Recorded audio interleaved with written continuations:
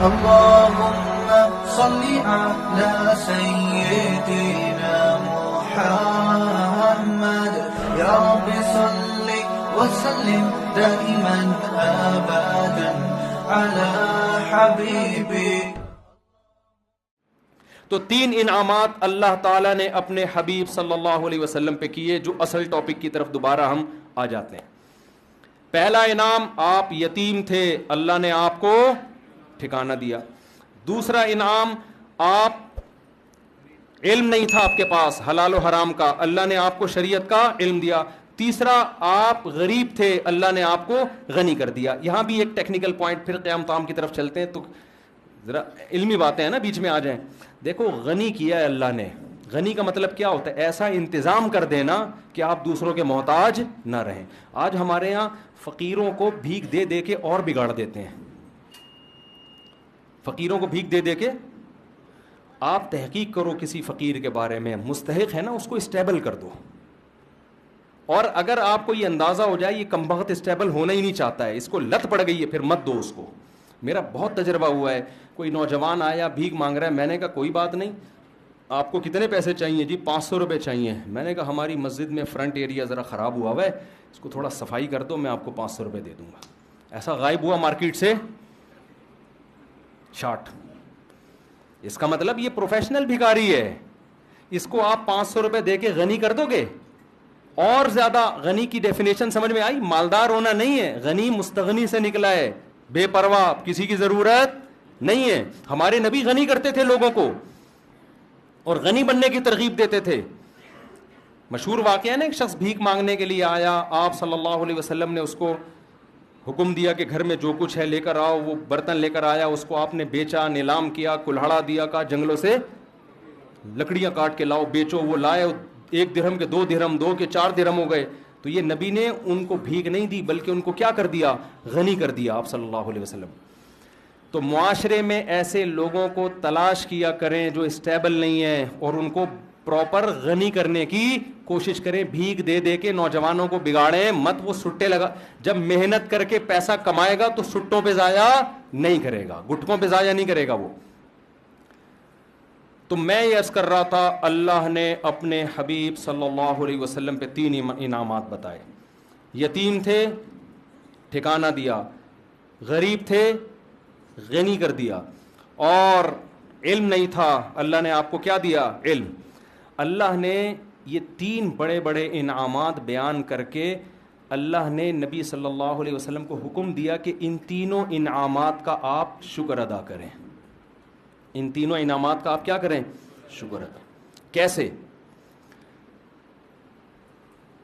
ہم جب شکر ادا کرنا چاہتے ہیں ہم کیا کہتے ہیں؟ اللہ تیرا شکر. ہم سمجھتے ہیں شکر ادا ہو گیا. اللہ ہم پر کوئی انعام کرے ہم کہتے ہیں اللہ کا بڑا فضل ہے. ہم سمجھتے ہیں اس کا شکر ادا بولو ہو گیا.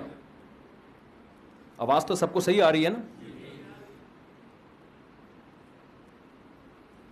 اتنا کافی نہیں ہے. یہ بھی ضروری ہے کہ منہ سے بول دیں کہ اللہ کا شکر ہے، لیکن اتنا کافی نہیں. اگر اتنا کافی ہوتا تو اللہ اپنے حبیب پر 3 انعام کر کے کہتا کہ اے نبی آپ شکر ادا کر دیں. زبان سے کیا کہہ دیں؟ الحمدللہ. نا نا نا. قرآن نے کہا آپ یتیم تھے، ہم نے آپ کو کی کفالت کا انتظام کیا، لہذا فَأَمَّا الْيَتِيمَ فَلَا تَقْهَرْ. اب کسی یتیم کو آپ کو دھکے دینے کی اجازت نہیں ہے، آپ کو یتیموں کی کفالت کرنی پڑے گی. سمجھ میں آ رہی ہے کہ نہیں آ رہی ہے؟ نعمت کا شکر یہ ہے کہ جو اللہ نے آپ پر انعام کیا وہی انعام آپ آگے پارسل کر دو. سمجھ رہے ہو؟ اس کی قدر کرو کہ میں یتیم تھا، اللہ انتظام نہ کرتا تو میرا کیا حال ہوتا. لہذا معاشرے میں اگر میرے رشتہ داروں میں کوئی یتیم ہوتا ہے تو میں نے بھی اس کے ساتھ احسان کرنا ہے. دوسرا، اللہ نے آپ کو شریعت سے بے خبر پایا، باخبر کر دیا، اس کا حکم دیا اما بنعمت ربک فحدث. رب نے جو آپ پر نعمتیں کی ہیں، علم کی نعمت خاص طور پر، اس کو آگے آپ نے بیان کرنا ہے. جو علم اللہ نے آپ کو دیا ہے اسے لوگوں میں تقسیم کرنا ہے. علم کی نعمت کیا ہے کہ اس میں بخل نہ کرے انسان. چاہے وہ دین کا علم ہو یا دنیا کا علم ہو. آج کسی سے اس کے بارے میں اس کے پاس کوئی نالج ہو, آپ لینے کے لیے چلے جائیں, بعض لوگ سخی ہوتے ہیں, بعض گھنٹہ لگا دو گے وہ آپ کو نالج نہیں دیں گے, اس کو ڈر ہوتا ہے کہ یہ بھی نہ سیکھ جائے کہیں. تیسرا انعام اللہ نے کیا کیا, آپ مسکین تھے, غریب تھے, اللہ نے غنی کر دیا. لہذا وَأَمَّا السَّائِلَ فَلَا تَنْهَرْ, کوئی مانگنے کے لیے آئے تو اس کو دھتکارنا نہیں ہے. اس سے ہمیں کیا پتہ چلتا ہے بھائی, اس آیت سے, کہ اللہ ہم سے یہ چاہتے ہیں کہ جس نوعیت کا اللہ نے ہم پر احسان کیا, ہم اسی نوعیت کا احسان مخلوق پہ کرنا شروع کر دیں. سمجھ میں آ رہی ہے بات کہ نہیں آ رہی ہے؟ جس نوعیت کا اللہ نے احسان کیا. اور یہ بات قرآن میں دوسری جگہ بھی ہے. قارون کے بارے میں موسیٰ علیہ السلام نے قارون سے کہا, احسن کما احسن اللہ الیک, تجھے اللہ نے بے تحاشا دولت دی ہے, اتنی دولت کہ لتنوء بالعصبۃ اولی القوہ, ایک بہت بڑی جماعت اونٹوں پہ چابیاں لے کے چلا کرتی تھی خزانوں کی, اتنی زیادہ دولت دی ہے. تو جب تجھے اللہ نے اتنی دولت دی کہ تجھ پر احسان کیا ہے, تو تو بھی اللہ کی مخلوق پر احسان کر. اگر کوئی دولت مند تاجر اپنی دولت پر سانپ بن کے بیٹھ جاتا ہے, بخل کرتا ہے, زبان سے کروڑہا گنا کہتا رہے کہ اللہ کا دیا میرے پاس بہت کچھ ہے, لیکن اللہ اتنی بات کو شکر ماننے کے لیے تیار نہیں ہے, اس کو اپنی دولت میں غریبوں پہ خرچ کرنا پڑے گا. سمجھتے ہو کہ نہیں سمجھتے ہو؟ تو میں اور آپ اللہ کے احسانات کے سمندر میں ڈوبے ہوئے ہیں, ہمیں دیکھنا ہے دائیں بائیں.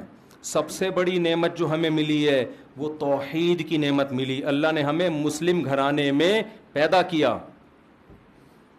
اس کا تقاضا یہ ہے کہ جو غیر مسلم ہیں ہم ان کو مسلم بنانے کی کوشش کریں.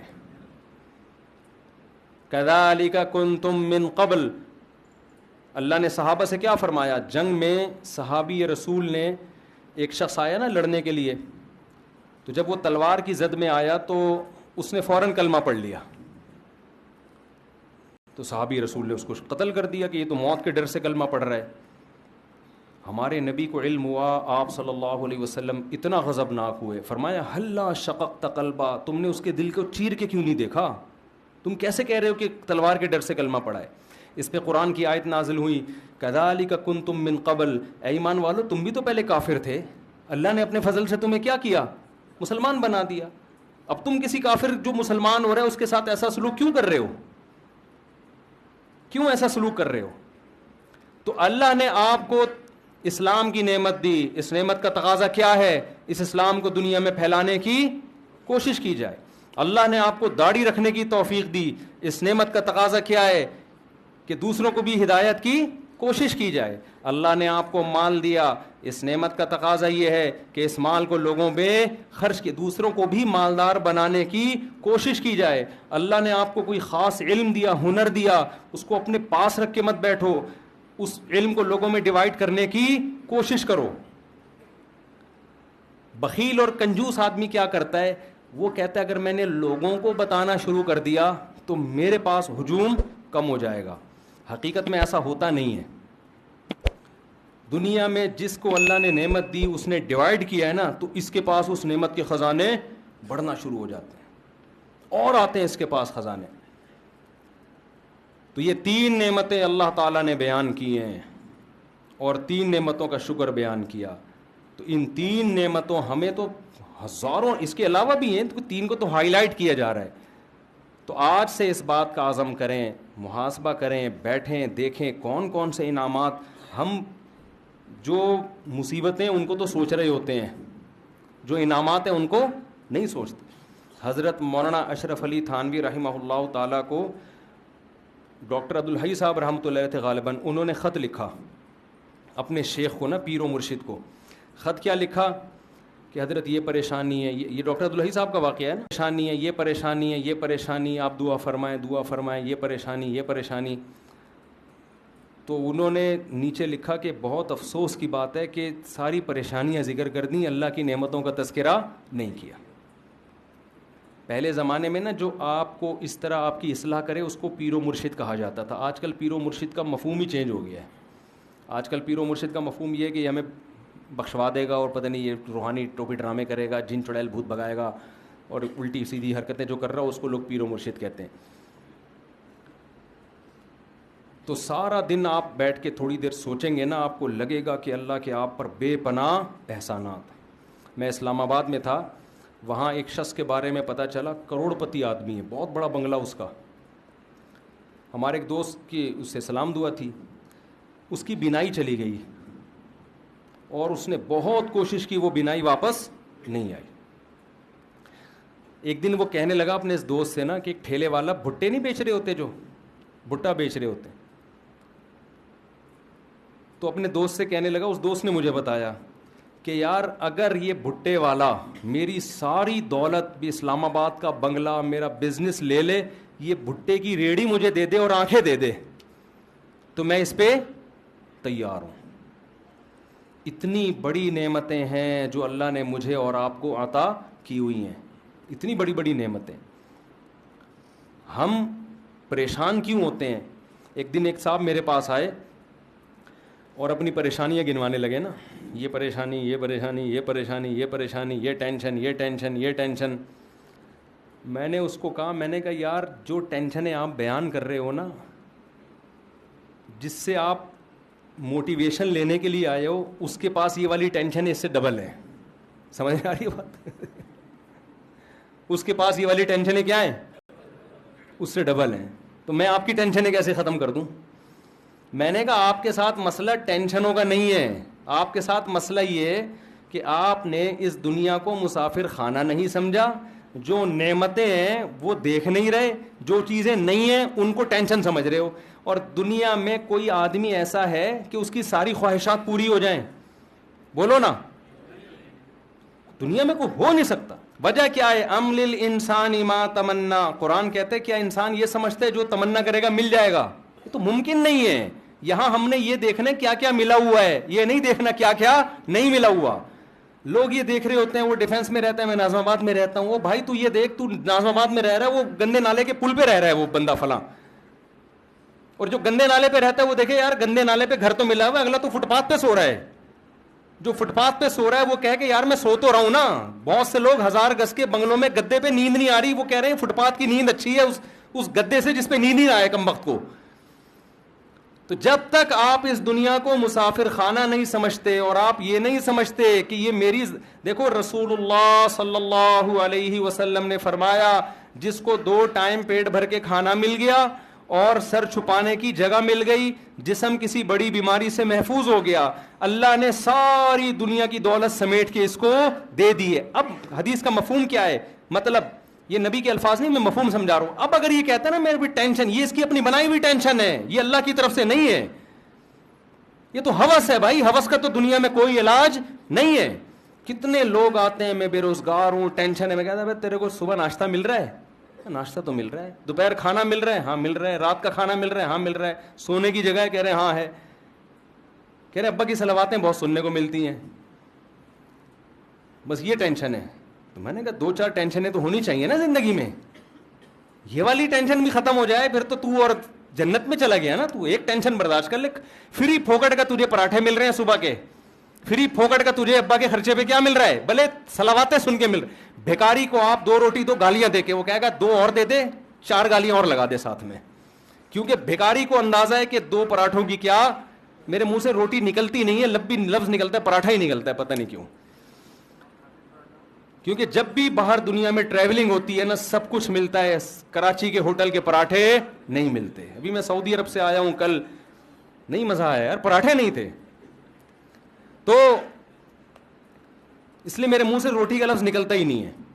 تو بھیکاری کو آپ جس کے پاس کچھ بھی نہیں ہے, آپ اس کو موٹی موٹی گالیاں دے کے 2 پراٹھے پکڑا دو, غصہ کرے گا وہ, پھر بھی شکریہ ادا کرے گا, اس لیے کہ وہ اپنے آپ کو اس کا بھی مستحق نہیں سمجھتا. اور جو گھر میں بیٹا ہوتا ہے نا, کروڑپتی باپ کا، وہ سمجھتا ہے سارا میرا ہے، میں اس کا مستحق ہوں، مجھے یہ بھی چاہیے، مجھے یہ بھی چاہیے. او بھائی تو سمجھ کہ میں مسافر خانہ ہے، اللہ نے مجھے بڑے باپ کے گھر میں پیدا کر دیا، یہ میرا احسان نہیں. کس کا احسان ہے؟ اللہ کا احسان ہے. جو مل رہا ہے گریوی میں کھاؤ. اس پہ اگر ابا صلواتیں سنا کے ابا پھر بھی مجھے اپنا بیٹا ہی سمجھ رہا ہے، کوئی بات نہیں ابا 2 گالیاں اور، لیکن رات کو گھر سے نہیں نکالنا مجھے. آپ سمجھ رہے ہیں نا؟ سنا کرو ابا کی گالیاں، اس پہ ثواب ملتا ہے، خدا کی قسم برداشت پہ ثواب ملتا ہے. باپ کی پیشانی پر محبت سے دیکھنے پر حج عمرے کا ثواب ملتا ہے. تو ایسے ہی تھوڑی مل جاتا ہے یہ. تو جب آپ اپنے آپ کو یہ سمجھو گے میں ان چیزوں کا مستحق ہوں ہی نہیں، تو جتنا ملے گا اس پہ کیا ہوگا؟ شکر ادا ہوگا. بھائی ہم تو اس کے بھی مستحق نہیں تھے، اللہ نے ہمیں یہ بھی دے دیا، یہ بھی دے دیا، یہ بھی دے دیا. تو ہم تو یہ چیز بتاتے ہیں لوگوں کو کہ بھائی وہ اکثر ایک میں واقعہ سناتا ہوں، بس یہ واقعہ بیان کر کے اپنی بات کو ختم کرتا ہوں. ایک نجومی کے پاس ایک آدمی گیا اور اپنی ہاتھ دکھائی. نجومیوں کو آتا کچھ نہیں ہے لیکن ویسے ہی لوگ چلے جاتے ہیں. تو نجومی نے ہاتھ دیکھ کے کہا کہ بھائی 10 سال تک، وہ غریب آدمی تھا، نجومی نے کہا 10 سال تک تم غریب کے غریبی رہو گے. یہ بڑا خوش ہو گیا کہ 10 سال بعد کیا ہوگا؟ بھارے نیارے ہو جائیں گے. اس نے کہا 10 سال تک غربت کی پریشانی تمہیں اور رہے گی. یہ خوش ہو گیا، چلو 10 سال کے بعد.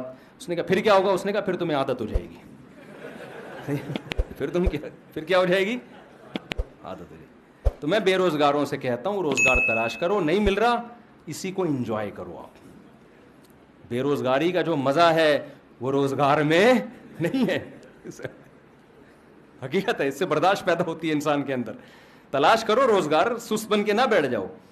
جب کوئی پریشانی آئے، دنیا کیا ہے؟ مسافر خانہ، فنا ہونے کی. یہاں بڑے بڑے خوشحال لوگ آئے، وہ چلی گئی 96 سال میں. یار ہیں بھائی 96 توپوں کی، 96 میں گئی 98 میں گئی ہے، 96 سال میں 96 توپوں کی سلامی دی گئی ہے اس کو. اب فرض کر لو میں اور آپ، اگر ہم تو برطانیہ کے ویزے کے لیے ترس رہے ہوتے ہیں نا، مل جائے تو بڑے خوش. اس کو ویزا نہیں ملا، برطانیوں کی ماں تھی وہ، برطانیوں کا باپ تھا وہ. ہمیں اگر برطانیہ کا باپ بنا دیا جاتا تو 96 سال کے بعد بھی ہمارا وہی حشر ہونا تھا جو ملکہ برطانیہ کا ہوا ہے. تو یار نتیجہ تو سب کا ایک ہی جیسا ہے نا. پائپ کے منہ میں بیٹھو یا پائپ تمہارے منہ میں ہو رزلٹ ایک ہی ہے. جب رزلٹ وہی نکل رہے ہیں بھائی اس کا، تو کیا یار، جس نے زیادہ سموسے کھا لیے، جس نے 2 پراٹھے کھا لیے، جس نے نہیں کھایا، جو روزگار ہے، جو بے روزگار ہے، تھوڑے دنوں کی کہانی ہے. رزلٹ کیا ہونے والا ہے؟ ایک جیسا. قبرستان جایا کرو، ڈیفینس کے تو خاص طور پہ جایا کرو قبرستان. بڑے بڑے لوگ یہاں نیچے دفن ہوتے ہیں، تو جا کے دیکھا کرو یار یہ فلاں کا بنگلہ، یہ فلاں کا بنگلہ. ابھی ایک دفعہ میں جب گلشن اقبال میں رہتا تھا نا پہلے، تو میں گھر تلاش کر رہا تھا گلشن اقبال میں. تو کسی نے مجھے کہا یہاں بڑا VIP سا قبرستان ہے. میں نے کہا یار قبر میں جانے کے بعد نہیں پتہ چلتا کہ VIP ہے یا اورنگی ٹاؤن کا قبرستان ہو، گندے نالے کا قبرستان ہو یا ڈیفینس کا. اندر سے سارے کیا ہوتے ہیں؟ جتنے کیڑے ایک غریب رکشے والے کی لاش پہ ہوتے ہیں اتنے ہی میرے بھائی معذرت کے ساتھ ڈیفینس والوں کی لاش پہ بھی اتنے ہی کیڑے ہوں گے.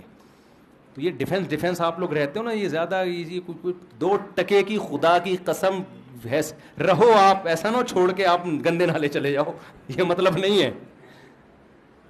کیونکہ وہاں جاؤ گے تو جلدی قبرستان جانے کا چانس ہوگا. وہاں ڈینگی وینگی نالوں میں بہت پھیلا ہوا ہے آج کل.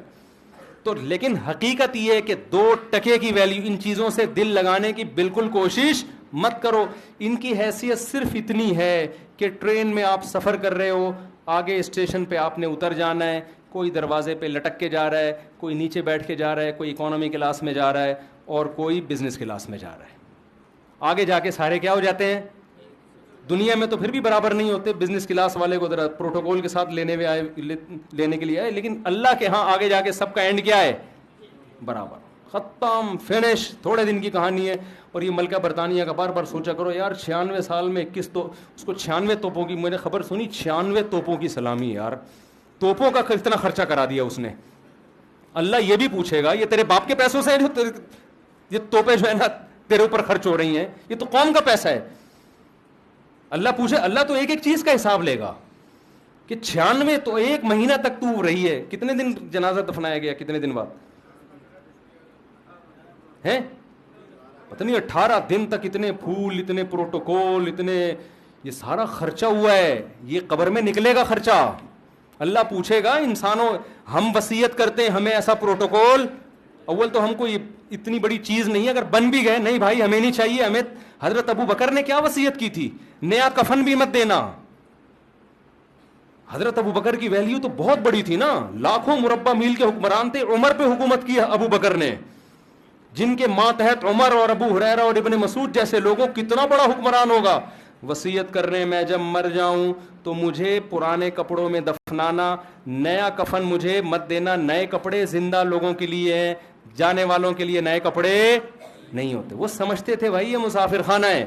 تو غیر مسلموں کی چیزوں سے متاثر مت ہو, خدا کا واسطہ. ملکہ برطانیہ سے ہمیں کوئی وہ نہیں ہے, کوئی چڑ نہیں ہے, کوئی میرا کلپ بنا دے ملکہ برطانیہ کے خلاف, وہ تو سب کے ساتھ ایسا ہی ہوتا ہے, وہاں یہی پروٹوکول ملتا ہے. لیکن میں تو آپ کو اسلام اور غیر اسلام کا فرق بتا رہا ہوں. ملکہ برطانیہ اور اسلام کا فرق نہیں بتا رہا آپ کو, ہماری ملکہ اور ان کی ملکہ کا فرق نہیں. ہمارے ہاں تو ملکائیں جاتی ہیں تو وہ دفنانے کے لیے چیز, ہماری ملکہ تو بے نظیر بھٹو تھی نا. ہمارے ہاں تو ملکہ جاتے ہیں الگ اسٹائل سے ہیں. کوئی بم دھماکے میں جا رہا ہے اس کو کیا پروٹوکول, ضیاء الحق کیا وہ بوٹی بیچارے کی وہ شہادت کے بعد کچھ 2-4 چیزیں ملی ہیں, تو ہم تو ویسے ایسا پروٹوکول دے ہی نہیں سکتے. ہمارے یہاں نیچرل طریقے سے نہیں جاتے لوگ, ٹھیک ہے نا. ہمارے یہاں نیچرل سسٹم ہی نہیں ہے بڑے لوگوں کے جانے کا دنیا سے. ہمارے یہاں کوئی دھماکہ ہوتا ہے وہ چلے گئے جی, اخبار میں آ گئے جی انتقال ہو گیا, کیسے ہوا یہ زیادہ ڈیٹیل میں جاتے ہی نہیں ہماری قوم. تو دنیا کو مسافر خانہ جب انسان سمجھتا ہے تو مال کی محبت اس میں کم ہوتی ہے. پھر اللہ کے شکر کرنے کا پھر شکر کرنے کا جذبہ پیدا ہوتا ہے. مجھے اللہ نے یہ بھی دیا, مجھے اللہ نے یہ بھی دیا, مجھے اللہ نے یہ بھی دیا, تو پھر خرچ کرے گا نا. پھر نبی پر اللہ نے احسانات گنوائے تو نبی نے بھی اس کا شکر ادا کیا, تو اللہ ہم پر بھی احسانات گنواتا ہے. اور اگر ہم یہی بیٹھے رہے ہم پر احسانات کیا ہے, میرے لیے تو یہ ٹینشن ہے, میرے لیے تو یہ ٹینشن ہے, تو شکر کے خاک ادا کرے گا بھائی. شکر وہی ادا کرتا ہے جو مانتا ہے کہ اللہ کے مجھ پر احسانات ہیں. اور مانتا وہ ہے جو دنیا کو مسافر خانہ سمجھتا ہے, جو یہ سمجھتا ہے کہ میری نیڈ یہ نہیں ہے, میری ضرورتیں یہ نہیں ہیں, مجھے میری ضرورتوں سے بہت زیادہ دے دیے. اللہ تعالی ہم سب کو سمجھنے کی, عمل کی توفیق عطا فرمائے.